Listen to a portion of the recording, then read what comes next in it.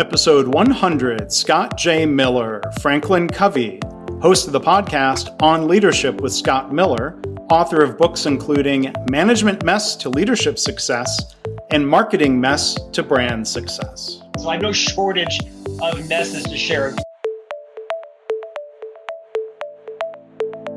I'm Mark Graban. This is My Favorite Mistake. In this podcast, you'll hear business leaders and other really interesting people talking about their favorite mistakes. Because we all make mistakes, but what matters is learning from our mistakes instead of repeating them over and over again. So this is the place for honest reflection and conversation, personal growth and professional success. Visit our website at myfavoritemistakepodcast.com. To learn more about Scott, his work, his books, and more, go to markgraban.com/mistake100. Yes, episode 100. Thanks for listening, and on with the show. Our guest today is Scott Miller. He is an Executive Vice President of Thought Leadership at FranklinCovey. Scott's been with the company for 20 years. He previously served as VP of Business Development and the Chief Marketing Officer. He's a busy guy. He is the host of a podcast called On Leadership with Scott Miller.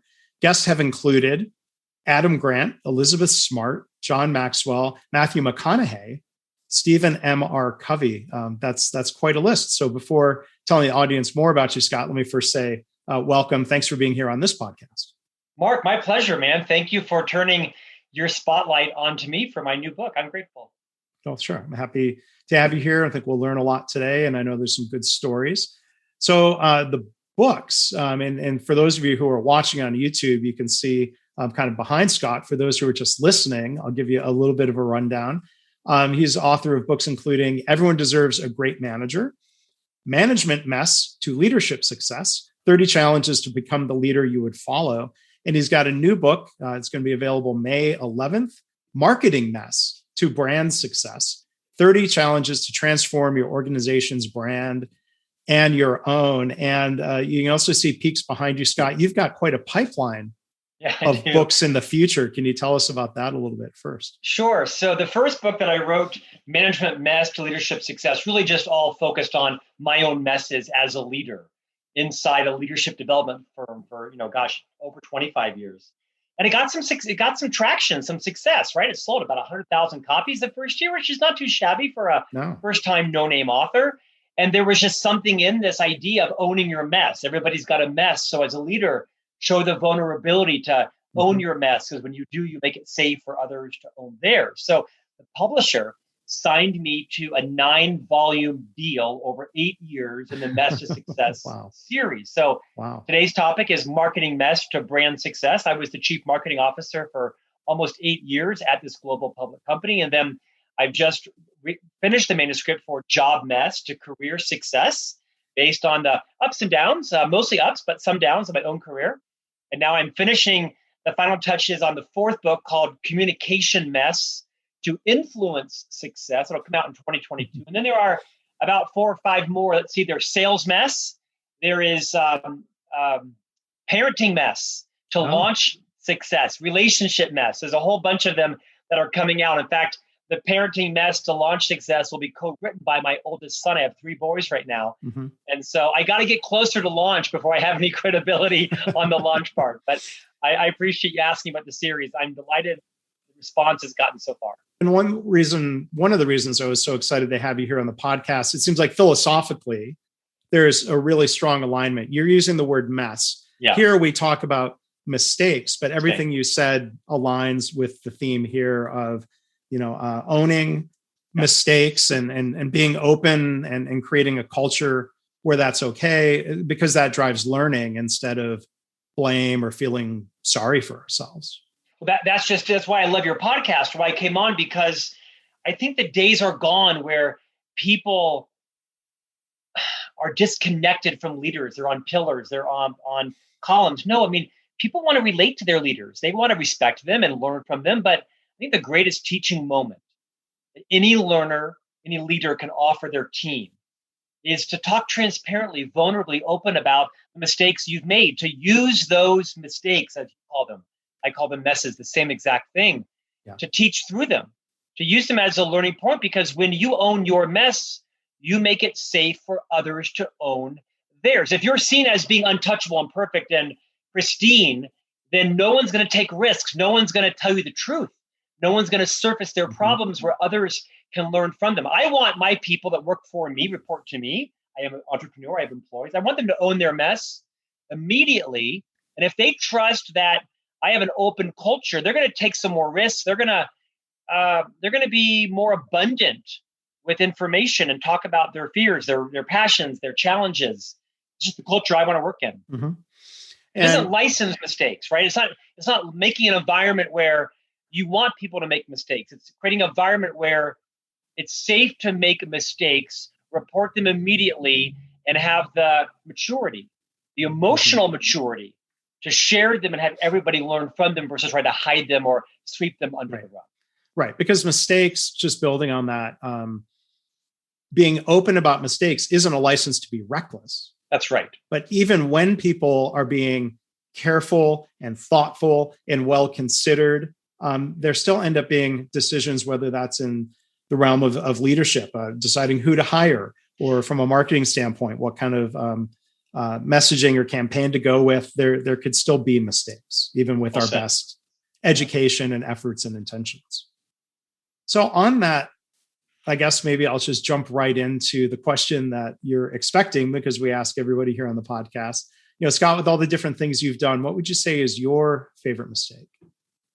Well, so I've written multiple books in the mess series, so I have no shortage of messes to share. In fact, after I wrote the first book, Management Mess, my wife said, "You realize you'll never get a job again. Like, no one will ever hire you. This book thing has got to work out." So that's why I'm writing so many books, because forget social media, read my books, and you probably wouldn't hire me before. But I think if I had to bring together the totality of all of my messes, and I've had a few successes, right? I got a couple reps under my belt. Yeah. And it really became prominent to me when I read a different book called Multipliers. This is my favorite leadership book ever written by a friend of mine, Liz Wiseman, who actually ended up endorsing Management Mess. And Liz's book is all about becoming a multiplier of other people, right? Not to be the genius in the room, but rather the genius maker of others. And the premise of her book is that you aren't either a multiplier or you are, as she calls it, a diminisher, accidental diminisher. We're all moving between creating diminishing moments and creating multiplying moments. So in her book, Multipliers, which I highly recommend to your viewers and listeners, is she identifies 9 accidental diminishing tendencies, 9 profiles: the optimist, the strategist, the rapid responder, the pace setter. You get the point. The perfectionist. The first of the 9 accidental diminishing tendencies was this person she called the idea fountain. And when I read this book, Mark, I said, oh my gosh, I'm the idea fountain. I'm the chief marketing officer. I believed at the time that my role was to be the smartest person in the room, the most well-read, the most creative, the most educated. It was my idea, because the buck stopped with me, that my idea had to trump everything else. I know, insane and absurd. But after I read her book, I realized, I'm not the genius maker of others. I'm the genius in the room, and no one wants to work for the smartest person in the room. So I guess you'd say the biggest mistake I ever made was falling into the trap, believing that as the chief marketing officer, I was supposed to be the smartest, when in fact, my role was to be a talent magnet for others. I came, Mark, to understand that I was perhaps unwilling to hire people who I viewed as being more competent than me, more technically smart, more creative. I was threatened by other people's own skills. And therefore, I'm guessing subconsciously, if I deemed you not as talented as me, which often I was probably blatantly wrong, then I wouldn't hire you, because I thought it would jeopardize my stature. When I came to realize that, no, my key contribution to my employer was not being the most creative. It was being the talent magnet to bring other palpably, noticeably more creative people in, and then create a culture where they thrived, where they wanted to stay, where they chose to stay. Now, it wasn't all bad. I think the people that worked with me, there was 35 of them, most of them would say, we liked working for Scott, our careers blossomed, we doubled our incomes. I was not a total wreck, but it was, in hindsight, probably my biggest mistake, which was being so insecure. this idea of imposter syndrome, Hmm. of thinking that I had to protect myself. And if I brought people around me that were even more technically competent than me, that I would be exposed as a fraud. When in fact, your job as the CMO isn't to be the expert on SEO or the expert on marketing automation, the expert on Google Analytics. Come on, I can't be an expert on 50 things. Right. Some leaders try. By the way, if your leader is an expert on everything, run fast, because like me, they are a diminisher. But the big idea there is just to recognize that if you want to multiply talent, you become comfortable with what is your contribution. And I think I stepped down from being the chief marketing officer on my own volition. The CEO asked me to stay 3 times. I moved to a different role. Since then, I've actually retired from the firm. I still am an advisor. I host their podcast, the world's largest now leadership podcast, and I write books for the company. But for me, that was my biggest mistake, was not realizing I was identifying with myself as being the genius. And that's the security from which I kind of built my position. Yeah. So, I mean, that moment of recognition that you had, that does speak to the power of books. Being presented with an idea that makes you think and it resonated with you. I mean, can you think of a particular interest or a particular situation where you thought, oh, I was being the idea fountain? Like, was there something that jumped to mind as you were reading it? It sounds like you were saying, it was a bit of a pattern. There's 30 of them right in here. Okay. Right? All right. But yes, to your point, lots of times when, my arrogance got ahead of me. Here's a great example. Stephen M.R. Covey, the oldest son of Dr. Stephen R. Covey, of course, the author of this book, The 7 Habits of Highly Effective People. Stephen M.R. Covey wrote a book called The Speed of Trust. It's probably the Bible, if you will, on building organizational trust. He outlines what are the 13 behaviors of high trust leaders. This book has sold, nearly 3 million copies. Well, when I was the chief marketing officer, one of my genius decisions was to put Stephen on about a 25-city speaking tour. He gives keynotes for a living. And we developed a video card, kind of the size, if you go into Hallmark and you see the greeting cards that sing a song to you, kind of like, 6 by 7 or so. Yeah. Well, we created a video card. The technology exists to have a video screen about the size of a credit card. And in here, you can take 3 or 4 really high quality videos. So we decided to mail a couple of thousand of these video cards. You open it up and you got a welcome invitation from Stephen M.R. Covey. He gave you a little bit of content, and we talked about why you'd want to come to this, local 2-hour event in Dallas to spend time with this famous author. So we ship out a variety of video cards. Our sales staff delivers them all because they're, kind of expensive a piece, $30, $40. But there were about a dozen clients where we didn't have a salesperson living close to that client. So there was one client that happens to be a firearms manufacturer. We wanted to gain them as a client. No politics on that. Just we wanted them as a client. So we mailed them this video card. Again, the size of a book, and it had a video screen in it.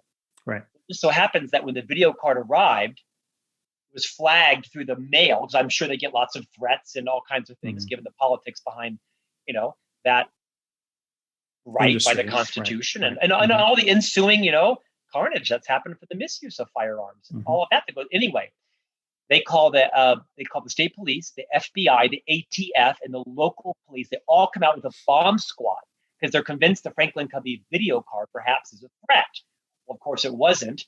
I had to do some damage control with our own board of directors and the risk and audit committee and all of that. And I owned public relations. But the point was, it was kind of ironic that a card on trust was developing the bomb squad to come. But what I realized is I probably should have thought through, does this technology, have some issues around it? I probably did not sit around with a group of people differently than me to say, okay, so how will these cards enter organizations, right? Are there mail rooms? Are there security issues? Should we mail them at all to the federal government? We are one of the, I think it is the Department of the Treasury is one of our big clients. They don't get any mail. All the mail goes to an off-site sorting center, right, for anthrax and all kinds of things. And then it might get delivered to you. It might not. The point there is it was a huge mess. We managed to contain it. The client wasn't offended original or after some time, and we talked them off of it. And we didn't land them as a client, but it was a sobering reality of probably what a group think, right? And me not surrounding myself by different people in the division to say, okay, what could go wrong?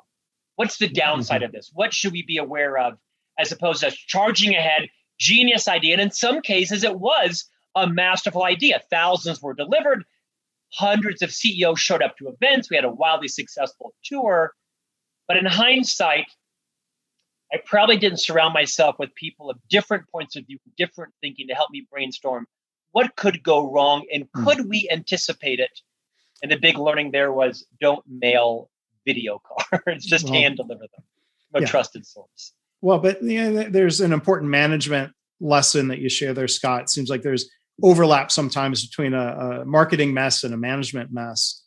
But I think of different workplaces where leaders, it's for one thing, as you were saying, surround yourself with people with different backgrounds and different perspectives. That is really valuable. But then asking a question like, what concerns do any of you have about this? And then being open to the answer. Like that's one thing I think has been interesting in healthcare. There are times where people are taught to use the phrase, I have a concern, if they're speaking up in a hierarchical situation. Because I think some of the thinking behind that is, it's a statement of fact. Yeah. If I say I have a concern, it's hard for you to say, no, you don't. But as a, right. But again, like, the leader, whether that's a surgeon or a chief marketing officer, you got to be open to that feedback and not be dismissive or do other things that. And create the culture, right? Create the environment where people feel safe to speak up. It doesn't mean that they're going to have the right solution or that you even need to address their solution ultimately, but to create a culture as a leader where it is safe for people to disagree, to speak up. And it's to say to them, I may not adopt your concern. I may not share your concern, but certainly you can speak up, right? And share what is your intent, which is to help improve. Yeah. And I see traps sometimes in different organizations where leaders will say after the fact, they should have spoken up. And I think, well, wait a minute, I think that's pointing the finger in the wrong direction. If that culture wasn't there, if it's not a trust environment. One of the challenges I write about, Mark, sorry, I interrupted you. That's right. One of the challenges I write about is that point you make, which I say to sales leaders and marketing leaders, but to any leader.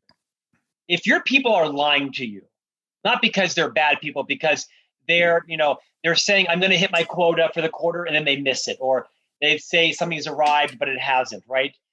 If people are lying to you as a leader, that says more about you than it does about them. It means you have not created a safe culture where people can deliver bad news. As a job, your leader is to accept and solve bad news all day long, not wrong news. There's a difference between bad news and wrong news. And I spent a lot of time educating my team members around wrong news and bad news. But if your people are lying to you, or to your point, they're not admitting their mistakes or talking about their issues, 9 times out of 10, it's because as the leader, you have not created a culture where you make it safe for others to share bad news, to challenge the status quo, or to risk pissing you off because they may disagree with you. That takes some growth on every leader's path. So what was part of your growth, Scott? You read the book Multipliers. You had this epiphany, this awakening, this recognition, whatever you might call it. Did you then sort of open up with your team and bring this up as a topic? I did, which is my nature, right? I mean, here was my big epiphany.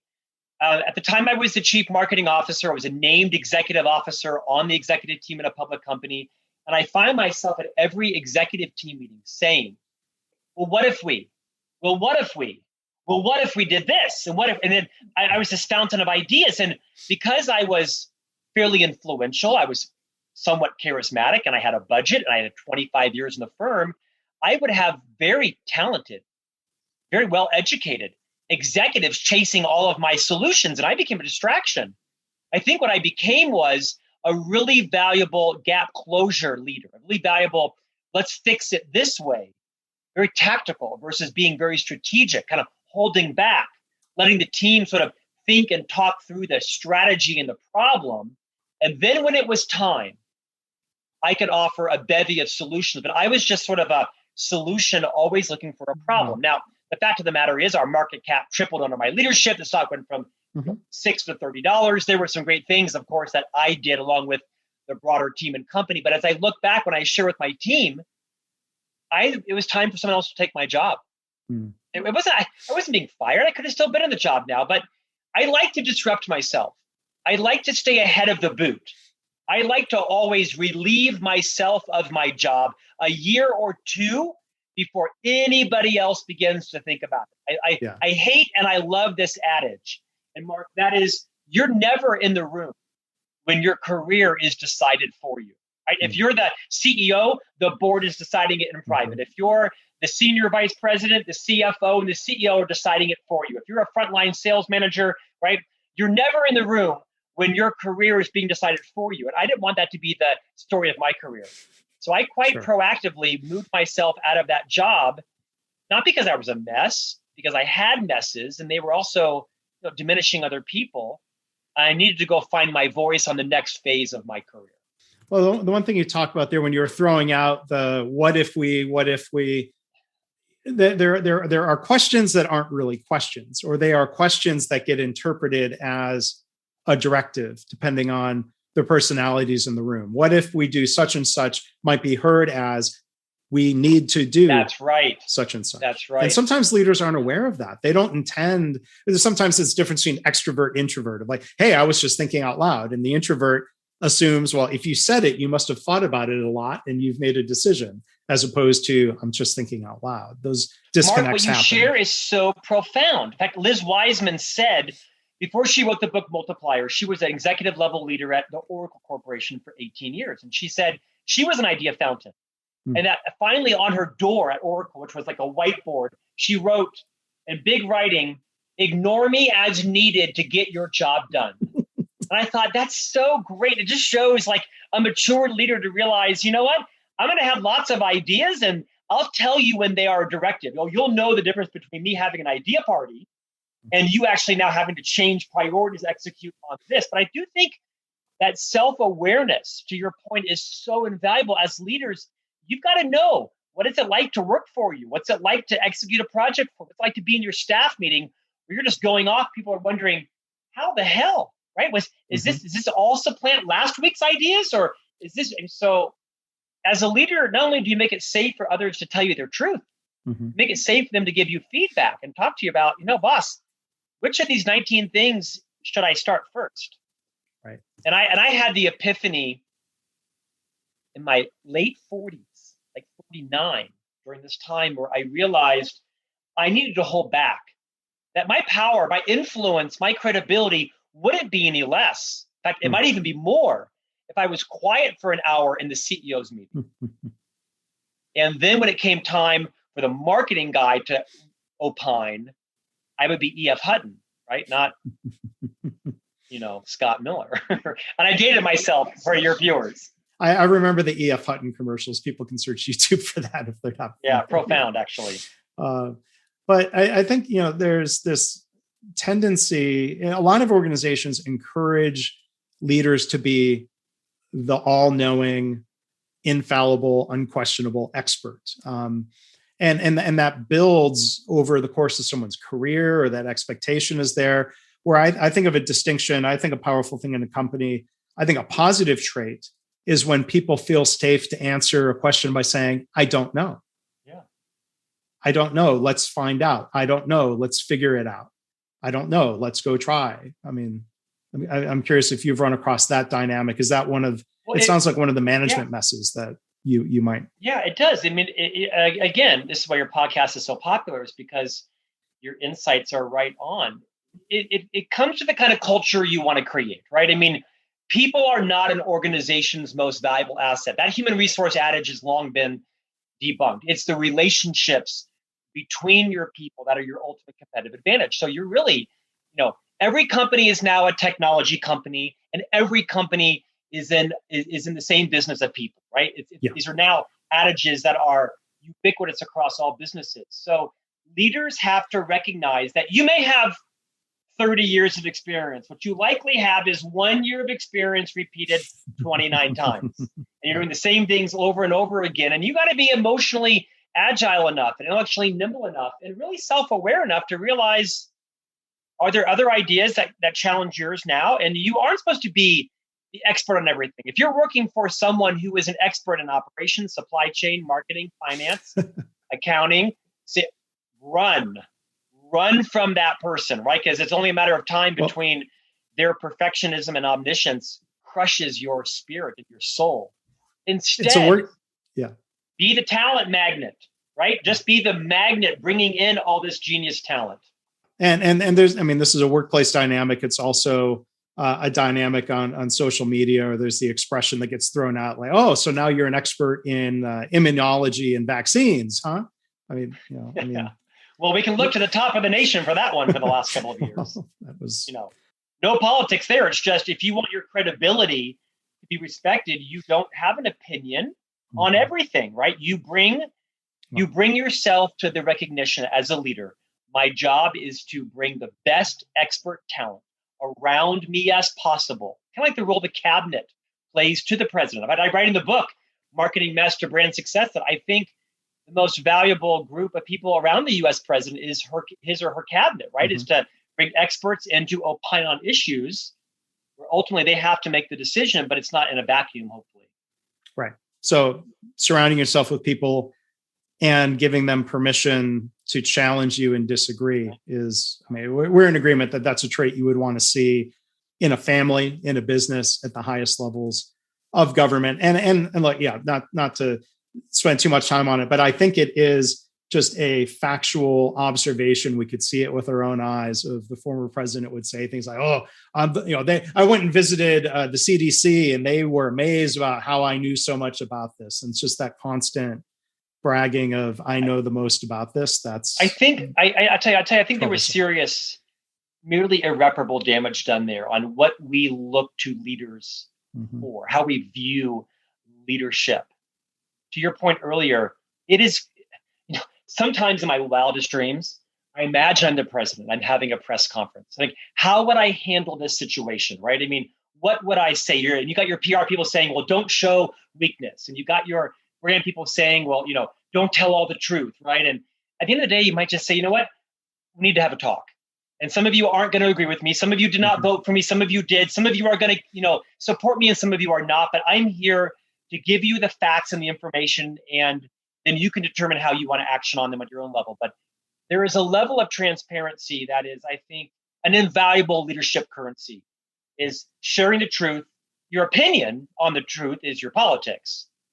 But as a leader, I'll tell you, people can handle bad news. What they can't handle is no news or wrong news or made up news. Sure. And I do think there has been some damage on how we view leadership from a character standpoint, right, but also from a competence standpoint. I'm a lifelong member of the party of that man. But I think we got to relook at the characteristics we view as being, comprising great leaders. It'll come back around. Yeah, and one example, I guess, we'll talk about a little bit more. Before the 2016 election, I wrote a blog post where I would call out a leader from either party. Yeah. But the statement was, when I was in business, I was a great leader because people did what I told them to do. And I'm like, I reject that 100%. Was it the 40s? Was it Henry Ford? Who said that? Was this feudal England times? I mean, I know. It's kind of toxic. I don't get it. And again, this is, we'll keep our political opinions off. I'll keep mine off your show, but you're right. I mean, this command and control style of leadership, it's gone with the younger generation flooding the marketplace. And thank goodness for this fresh, vibrant talent we have coming in. That ain't going to work anymore. Right. I mean, those days are over. And we're talking the leadership components here. And, the one time I had the blessed opportunity to do a one-on-one conversation with Dr. Stephen R. Covey for a different podcast series, he actually brought up the phrase command and control and how damaging that is in organizations. So these are the leadership concepts. But back to one of your other books, though, on management mess. One thing I wanted to ask you before we wrap up, Scott, you talk about management. You've got a book about people deserving a great manager. Yes. People love sometimes to no end debating the words manager versus leader. Are they synonyms? Do they really mean different things? What's your thought on that? Yeah, to your point, I'm not really caught up on this, but I could hold my own, right? And if someone wants to debate me on it, 30 years in the leadership development industry, I did author a book called Everyone Deserves a Great Manager, the 6 Critical Practices for Leading a Team. I actually didn't like the name. because Seth Godin is a dear friend of mine, and he was like thrashing me over manager. And of course, Dr. Covey spent his whole life talking about leadership. I hear, management is also referred to as, manage things and processes, leadership, lead people and culture. Management is working in the system, leadership's working on the system. Yeah. Here's what I think. I think there are times when managers can be better leaders. And I also think there's times when leaders can be better managers, because in some cases we've elevated leaders to, vision and mission and culture and strategy, but they can't manage the P&L.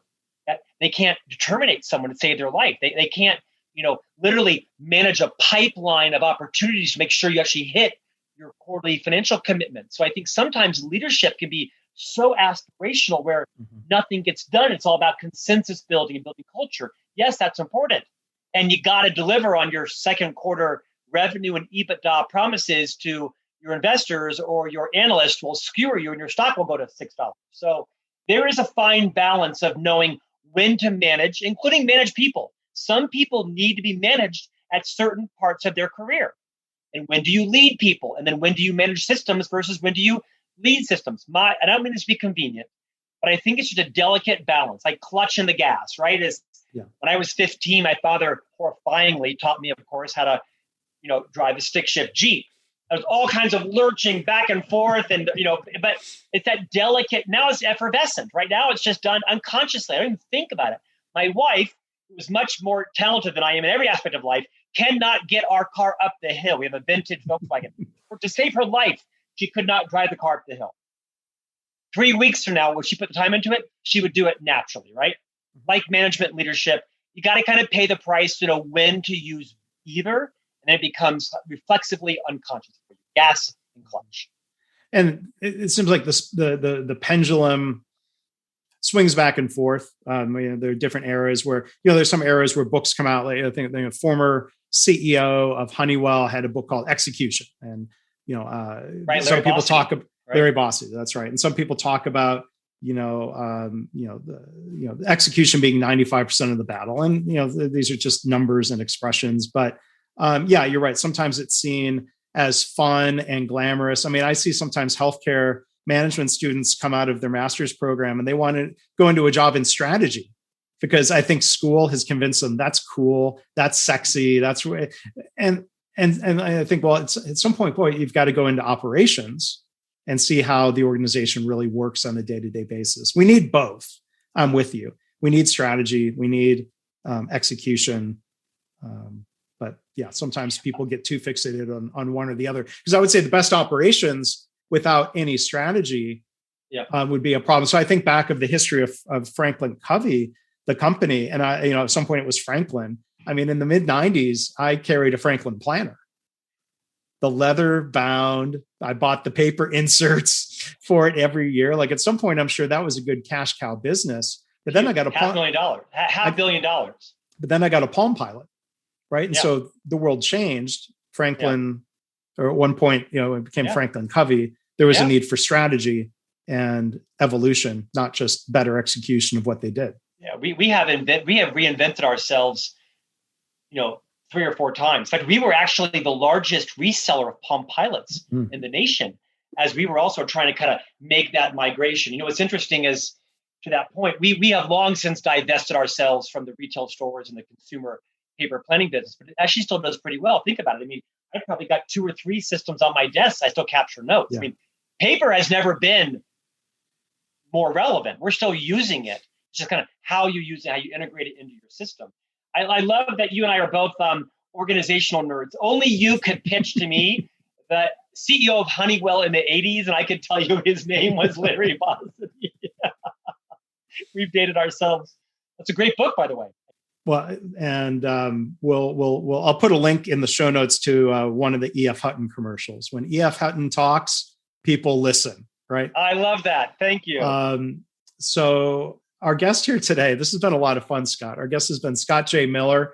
His book coming out May 11th. It'll be available when you hear this, actually.